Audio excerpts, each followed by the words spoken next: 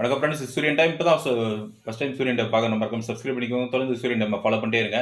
மறக்காம பெல் ஐகானை கிளிக் பண்ணி அப்பதான் நான் போட போற புது புது வீடியோஸ் உங்களுக்கு நோட்டிஃபிகேஷன் கிடைச்சிட்டே இருக்கும். இத குறித்து பார்க்க போறோம். மத்திய அரசுக்கு வந்து போஸ்ட் ஆஃபிஸ் சம்பந்தமா வந்து ஒரு 3 கோரிக்கைகள பார்க்க போறோம். மத்திய அரசு வந்து பார்த்தீங்கன்னா, போஸ்ட் ஆஃபிஸ்ல வந்து பிஎஸ்என்எல் சிம் கொண்டு வரேன்னு சொன்னாங்க. ஏன்னா பிஎஸ்என்எல் சிம் டவர் வந்து எல்லா இடத்துலயும் கிடைக்கிற மாரி இப்ப வந்து ஏற்பாடு பண்ணி குடுத்தாங்க. பிஎஸ்என்எல் டவர் வந்து இப்ப எல்லா இடத்துலயும் கிடைக்குது. அதனால அது மட்டும் இல்லாத பிஎஸ்என்எல் சிம்ல மத்த சிம்ம கம்பேர் பண்ணும்போது வந்து டிஸ்கவுண்ட் அதிகமா இருக்கு.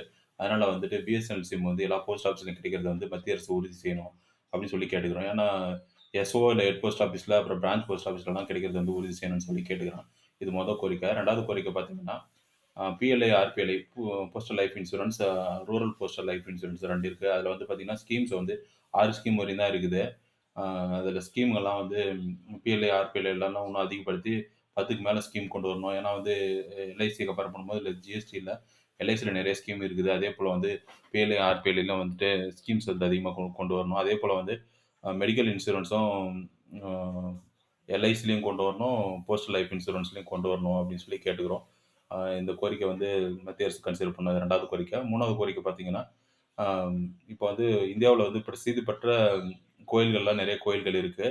அதுல இருக்கிற கோயில்களுக்கு வந்து எல்லா முதியவராலும் சீனியர் சிட்டிசன் 60 வயதுக்கு மேல இருக்கிறவங்க எல்லாராலயும் போ முடியறதில்ல.